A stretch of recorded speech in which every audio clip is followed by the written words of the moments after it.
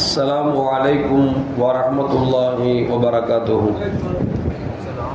الحمد لله رب العالمين والصلاة والسلام على أشرف المرسلين وعلى آله وأصحابه وأزواجه وذرياته وأهل بيته أجمعين.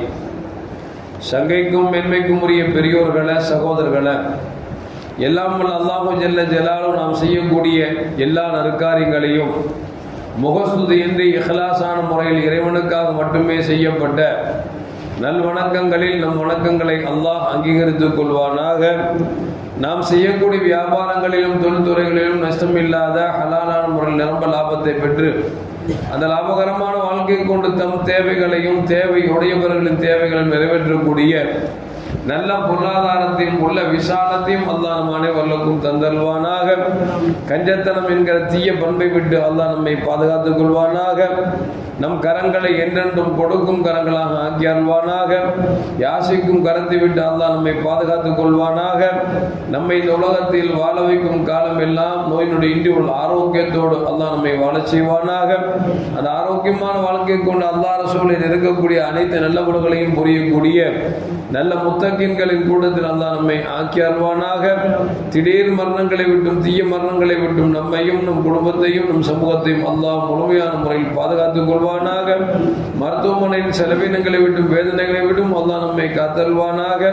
நம்மில் யாரெல்லாம் நோயால் பாதிக்கப்பட்டு வீடே கதி என்றும் ஆஸ்பத்திரியே கதி என்றும் அல்லல் பட்டும் அவதியுற்றும் இருக்கிறார்களோ அத்தனை பேர்களுக்கும் அல்லாஹ் வெகு விரைவில் நோயை போக்கி உள்ள ஆரோக்கியத்தை வழங்குவதோடு அவர்களை கொண்டு அவர் குடும்பத்திற்கும் சமூகத்திற்கும் நல்ல பலன் தரக்கூடிய மக்களாக ஆக்கி அல்வானாக.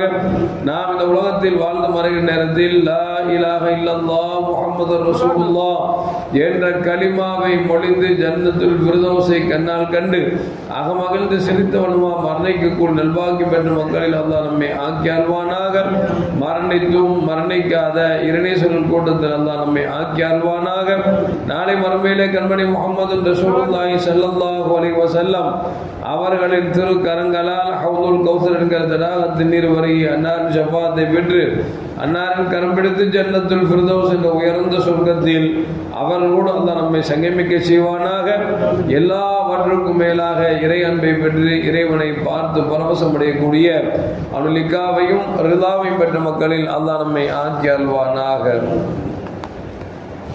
அருமையான மூமின்களே, அல்லாஹு ஜல்ல ஜலாலு வசனத்தில் இப்படி சொல்லுவான், வஅம்மஸ்ஸாயில ஃபலா தன்ஹர், கேட்டு வருபவர்களை நீங்கள் இல்லை என்றும் சொல்லாதீர்கள், வெறுத்தும் பேசாதீர்கள் என்பதை அல்லாஹு ஜல்ல ஜலாலு குர்ஆனில் சொல்லி காமிக்கிறார். கண்மணி முஹம்மது ரசூலுல்லாஹி ஸல்லல்லாஹு அலைஹி வஸல்லம் சொல்வார்கள், யாசிப்பவர் குதிரையில் வந்து கேட்டாலும் நீங்கள் இல்லை என்று சொல்லாதீர்கள், கொடுங்கள் என்று சொன்னார்கள் முத்து முஹம்மது ரசூலுல்லாஹி ஸல்லல்லாஹு அலைஹி வஸல்லம். கேட்டுட்டா நம்ம கொடுக்கணும் அப்படிங்கிறத கட்டாய கடமை என்பதை பெருமானார் ஸல்லல்லாஹு சொல்றாங்க. வந்திருக்கிறவன் காரில் வந்து கேட்குறானா, பைக்கில் வந்து கேட்குறானா, டிப்டாப்பாக இருக்கிறானா, உழைக்க வசதி இல்லையா அப்படிலாம் கேட்க வேண்டிய அவசியம் இல்லை. அவன் கார்லேயே வந்து கேட்குறான், BMW காரில் வந்து ஐயா காசு தாங்கன்னு கேட்டான்னு வச்சுங்களேன், அவன் யாசகம் கேட்குறான். அவன் உண்மையிலேயே அது யாசகம் எடுத்து ருசி கண்ட பூனையா அல்லது உண்மையில் தேவை உடையவனா என்பது அவருக்கும் அல்லாஹ்வுக்குள்ள விஷயம். ஆனால் காரிலே வந்து கேட்டாலும் நீங்கள் கொடுங்கிறது பெருமானார் ஸல்லல்லாஹு அலைஹி வஸல்லம் பொன்மொழி. ஒரு கட்டத்தில் அன்னை ஃபாத்திமா ரலியல்லாஹு தஆலா அன்ஹா பெருமானார் ஸல்லல்லாஹு அலைஹி வஸல்லம் அவர்கள் ஈண்டெடுத்த புதல்வி, இவருடைய கணவர் சையதுனா அலியுல் கர்ரமல்லாஹு வஜ்ஹா, இருவர்களும் வாழ்ந்தார்கள். பெருமானார் ஸல்லல்லாஹு அலைஹி வஸல்லம் வாழ்க்கை எப்படி இருந்ததோ அப்படியே வாழ்ந்தார்கள். கடும் சிரமமான சூழ்நிலை. ஒரு நாள் அன்னை ஃபாத்திமா ரலியல்லாஹு தஆலா அவர்களுக்கு உடல் நலம் குன்று விட்டது. அப்பொழுது அலி ரலியல்லாஹு போய் கேட்குறாங்க, அம்மா உடம்பு ரொம்ப முடியாமல் இருக்கிறிய, உனக்கு உலகத்தில் என்ன ரொம்ப பிடிக்கும்னு சொன்னால் வாங்கி தரலான்னு ஆசைப்படுறேன் அப்படின்னாங்க. வாங்கி தர அளவுக்கு காசு இல்லை, இருந்தாலும் மனைவிட்ட போய் ஒரு வார்த்தை கேட்போமேன்னு கேட்குறாங்க. இப்போ அந்த அம்மா சொன்னாங்க, எனக்கு என்னங்க உலகத்தில் பிடிக்க போகுது, வாயெல்லாம் கசப்பாக இருக்குமா இல்லையா, உடம்பு செய்யலைன்னா ஒரு மாதுளம்பழம் வாங்கிட்டு வாங்களேன் அப்படின்னாங்க. இவங்க அலி ரலியல்லாஹு தஆலா அவர்கள் ஒரு ஆள்கிட்ட போய் ஒரு காசு கடன் வாங்கி ஒரு தீனார கடன் வாங்கிட்டு அதில் ஒரு மாதுளம்பழத்தை வாங்கிட்டு மனைவிக்கு ஆசையாக கொண்டு வர்றாங்க. கொண்டு வந்தால் வர்ற வழியில் வயதான ஒரு பெரிய மூதாட்டி ஒன்று தெருவில் வந்து கிடக்குது. அந்த அம்மாவை பார்த்துட்டு கேட்குறாங்க, அம்மா ஏன் இப்படி கிடக்கிற, உனக்கு யார் புள்ள குட்டிலாம் இல்லையா, என்ன விஷயம் கேட்கும்போது இந்த வயசான அம்மா சொன்னாங்க, என்னைய என் பிள்ளைங்கெல்லாம் ஒதுக்கிட்டாங்க, என்னை ஒட்டுன்னு மட்டுமல்ல தெருவில் கொண்டு போட்டாங்க, கிட்டத்தட்ட நான் இப்படி 5 நாளாக கிடக்கிறேன், நடக்கவும் முடியல, ஒன்றும் முடியல, இப்படியே கிடக்கிறேன் அப்படின்னு உடனே செய்த அலிரதியல்லாஹு இறக்கப்பட்டு கேட்டாங்க, உனக்கு என்னம்மா வேணும், ஆசைப்பட்டு சொல்லணும், வாங்கி தரேன்னாங்க. அந்த அம்மா பார்த்துச்சு, இது எப்போ போய் வாங்கிட்டு வர்றது, எப்போ கடைக்கு போகிறது, கையில் வச்சிருக்கிறது மாதுளம்பழம் வச்சிருக்க, தான் மனைவிக்கு ஆசையாக வாங்கினதை அந்த மாதுளம்பழத்தையே கொடுத்தா நான் சாப்பிட்டுக்கிறேன் அப்படின்னு அந்த அம்மா சொல்லிச்சு. உடனே செஞ்ச அலிரதியல்லாஹு அவர்கள் அந்த மாதுளம்பழத்தை உடைச்சி அந்த அம்மாவுக்கு நல்லா சாப்பிட கொடுத்துட்டு வீட்டுக்கு போகிறாங்க. எந்த முகத்தை வச்சு போகிறது, மனைவி கேட்டாங்க, ஒரே ஒரு மாதுளம்பழம், காசு இல்லாமல் கடன் வாங்கி மாதுளம்பழத்தை வாங்கியாச்சு. மனைவிக்கு ஆசையாக கொண்டு வந்தா வர்ற வழியில் வயசான கிழவி வாங்கி கேட்டுச்சு, உடைச்சும் கொடுத்தா சாப்பிட்டாச்சு. மனைவி எந்த முகத்தில் முடிக்க போறேன்னு சொல்லி கூனி குறுகி வீட்டுக்கு போறாங்க. போன அன்னை ஃபாத்திமா ரலியல்லாஹு தஆலா படுத்த படுக்கையில் இருந்தவர்கள் எழுந்து ரொம்ப ஃப்ரெஷ் ஆகி வீட்டுக்கார் வந்த உடனே அவர் ஆற தழுவி சொன்னாங்க, நல்ல வேளை அந்த மாதுளம்பழத்தை வயசான அம்மாவுக்கு கொடுத்தீங்க, கொடுத்ததுனால அல்லாஹ் எனக்கு இருக்கிற நோயெல்லாம் போக்கிட்டான், ஆரோக்கியம் கிடைச்சிருன்னு சொல்லி அன்னை ஃபாத்திமா ரலியல்லாஹு தஆலா கணவர்கிட்ட வெக்கத்தோடு வந்த கணவர்கிட்ட சொல்லி, நீ கவலைலாம் படாதீங்க, வெக்கமெல்லாம் பட வேண்டியது இல்லை, அல்லாஹ்வுக்காக கொடுத்துட்டீங்க, ஒன்றும் பிரச்சனை இல்லை, உடம்பு ஆரோக்கியமாக போச்சு, அந்த அம்மா சாப்பிட்டது எனக்கு ஏதோ மாதுளம்பழத்துக்கு மேலே ஆசையே இல்லாமல் ஆகிப்போச்சு, நான் சாப்பிட்ட மாதிரி ஆகிப்போச்சுன்னு சொல்லி பேசிக்கொண்டிருக்கிற பொழுது சல்மான் ஃபாரிசி ரலியல்லாஹு தஆலா அன்ஹு சையதுனா அலி கர்ரமல்லாஹு வஜ்ஹா அவர் வீட்டுக்கு வர்றாங்க. வந்தால் ஒரு கூடையில் ஒரு பழம் கொண்டு வர்றாங்க. சொன்னாங்க, இந்த அம்மா இந்தாங்க உங்களுக்கு இந்த பழம் அப்படின்னு உடனே சையதுனா அலி கர்ரமல்லாஹு கேட்டாங்க, இது யார் கொடுத்தா அப்படின்னாங்க. சொன்னாங்க, அல்லாஹ் ரசூலும் கொடுத்து அனுப்புனாங்க அப்படின்னு உடனே, அப்படியே அல்லாஹ் ரசூல் கொடுத்தாங்களா அப்படின்னு வாங்கி பார்த்தா அது 9 மாதுளம்பழம் இருக்குது.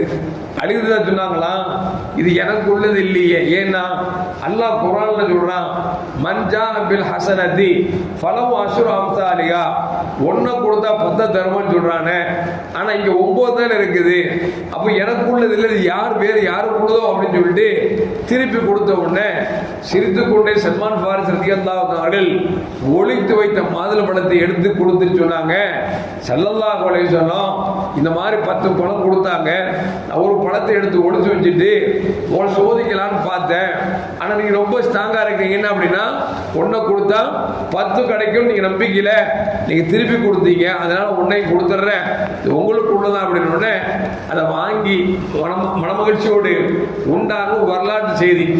எதுக்கு சொல்ல வர்றேன் அப்படின்னா, ஒன்றை கொடுத்தா அல்ல 10 தருவாங்கிறான். அந்த நம்பிக்கை இருந்துச்சு அப்படின்னா நம்ம இருக்கிறத செலவு பண்ணிடுவோம். நம்மகிட்ட கொஞ்சம் நம்பிக்கை கொஞ்சம் பலகீனமாக இருக்கிறதுனால நம்ம ஒன்றை கொடுத்தா 10 ரூபாய் 1 ரூபா கொடுத்துட்டா 9,000, இன்னும் ஒரு ஆள் 1 ரூபா கேட்டா 8,000 அப்படின்னு நினைக்கிறோம். அந்த 1 ரூபா கொடுத்துட்டோம்னா நம்ம வீட்டில் போய் பார்த்தோன்னு வச்சுங்களேன், ஒன்றும் அல்லாஹ் நமக்கு ஏதாவது ஏற்படக்கூடிய மோசமான மரணங்களை விட்டு அல்லாஹ் பாதுகாப்பான். இல்லை ஏதாவது ஹார்ட் அட்டாக் இந்த மாதிரி நோய் வரணும் அப்படின்னா நம்ம கொடுத்த தர்மத்துக்கு அல்லாஹ் பாதுகாப்பான். இல்லை ஏதாவது ஒரு விதத்தில் நமக்கு நன்மையான காரியத்தை அல்லாஹ் செஞ்சிருவான். ஆனால் இன்னைக்கு சில பேர் எப்படி இருக்கோம் அப்படின்னா, எப்படி வியாபாரம் செய்யக்கூடாதோ அப்படியெல்லாம் வியாபாரம் செஞ்சுட்டு அந்த தப்பை மறைக்கிறதுக்காக தர்மம் கொடுக்கக்கூடிய இன்னைக்கு செலவு இருக்கிறோம். ஆனால் தர்மம் கொடுக்கறது பெரிய நியமத்தான காரியம் தான். அது ஹலாலான முறையில் சம்பாதிச்சு கொடுக்கும் பொழுது அதற்கென்று ஒரு பவர் தனி ஆற்றல் உண்டு. ஒரு வயசான கிழவி ஒரு மாம்பழம் வித்துட்டு போச்சான். போனவனோட பின்னால் ஒரு ஆள் நினைச்சான் அப்படின்னா கிழவிக்கு தெரியாமலேயே ஒரு மாம்பழத்தை கூடையிலிருந்து எடுத்துக்கிட்டான். இன்னொரு ஆள் பின்னால் பார்த்துட்டே வர்றான், என்னடா கனியை பிடிச்சவன், வயசான கிழவி மாம்பழம் வித்துட்டு போகுது, அந்த அம்மாவுக்கு தெரியாம ஒரு மாம்பழத்தை எடுத்துட்டானே, எவ்வளவு விடக்கூடாது அப்படின்னு சொல்லி வேக வேகமா போறாரு. யார பிடிக்கிறதுக்கு, திருடனை போய் பிடிக்கிறதுக்கு வேக வேகமா போறாரு. போற வழியில காட்சி என்ன அப்படின்னா, இந்த மாம்பழம் கூட அந்த அம்மா போன பிறகு வேற ஒரு பிச்சைக்காரன் வந்த முடியாதவர், ஐயா எனக்கு ஏதாவது தாங்கலை அப்படின்னு உடனே எடுத்த மாம்பழத்தை எடுத்து கொடுத்துட்டான். கொடுத்த உடனே பின்னால் வர்றவனுக்கு ஆச்சரியம் போச்சு. திருடுனா கஷ்டப்பட்டு அவன் திங்காம வீட்டுக்கு கொடுக்காம பிச்சைக்காரனுக்கு கொடுத்துட்டானே அப்படின்னு சொல்லிட்டு இன்னும் வேகமாக வந்தார். ஏன்னா அந்த ஆள்கிட்ட காரணம் கேட்கணும்ல, திருடின படத்தை நீயும் திங்காம பொண்டு பிள்ளைக்கும் கொடுக்காம ஒரு பிச்சைக்காரன் கொடுத்துட்டியே என்னன்னு கேட்கணும்னு சொல்லி வேகமாக வந்து மூச்சு வாங்க அந்த ஆள் கையும் குழாம பிடிச்சிட்டு கேட்டாரு, எப்பா தம்பி, அந்த கிளவி கொண்டு போன ஒரு மாம்பழத்தை திருண்டியே, இது முறதானப்பா, தப்பு இல்லையாப்பா, எல்லாம் பதில் சொல்ல வேண்டாமாப்பா அப்படின்னு சொல்லிட்டு அப்போ கேட்டாரு. சரி, திருடின நீயும் திங்காம வீட்டுக்கும் கொண்டு போகாம பிச்சைக்காரன் கிடந்து கொடுத்துட்டியப்பா அப்படின்னு அவர் சொன்னாராம், இஸ்லாத்துல ஒரு குற்றம் செஞ்சா ஒரு பாவம் தான், ஒரு நன்மை செஞ்சா 10 நன்மை இருக்கா இல்லையா? மாம்பழத்தை எடுத்து ஒரு குற்றம் தான், நான் தர்மம் செஞ்சது 10 நன்மை, ஒரு குற்றத்துக்கு ஒரு நன்மை போச்சுன்னா மிச்சம் 9 நன்மை இருக்குல்ல அப்படின்னா. இந்த கதையில இன்னைக்கு பலரும், நம்ம யாரும் குறிப்பிட்டு பேசல, பலரும் சம்பாத்தியத்தை ஹலாலா ஹராமான்னு பார்க்காம அது ஹராமா இருந்தாலும் பரவாயில்லை அப்படிங்கிற மாதிரி செஞ்சுட்டு அது இருந்து 1 ரூபா 2 ரூபா கொடுக்கறது இந்த கிளவிட்டு பணம் எடுத்துக்க. அதுதான் எதுக்கு சொல்ல வர்றேன்னா, ஹலாலான முறையில் கஷ்டப்பட்டு சம்பாதிச்சு அதில் 1 ரூபா இல்லை, நாலனா 10 பைசா இல்லையா நல்ல வார்த்தை சொன்னா அது அல்லாஹ்வுடைய அரசுடைய கதவை தட்டும் அப்படிங்கிறத ரசூலுல்லாஹி ஸல்லல்லாஹு அலைஹி சொல்றாங்க. எல்லாம் அல்லாஹ் ஜல்ல ஜலாலுஹு ஹலாலான முறையில் சம்பாதித்து நம்மால் முடிந்த வரைக்கும் தான தர்மம் கொடுத்து இறை போற்றத்தையும் பெறக்கூடிய நல்ல மூமின்களின் கூட்டத்தில் அல்லாஹ் என்னை உங்களை மாற்றி அருள்வானாக. அஸ்ஸலாமு அலைக்கும் வரஹ்மத்துல்லாஹி வபரகாத்துஹு. ஸல்லல்லாஹு அலா முஹம்மது அலைஹி வஸல்லம். ஸல்லல்லாஹு அலா முஹம்மது அலைஹி வஸல்லம்.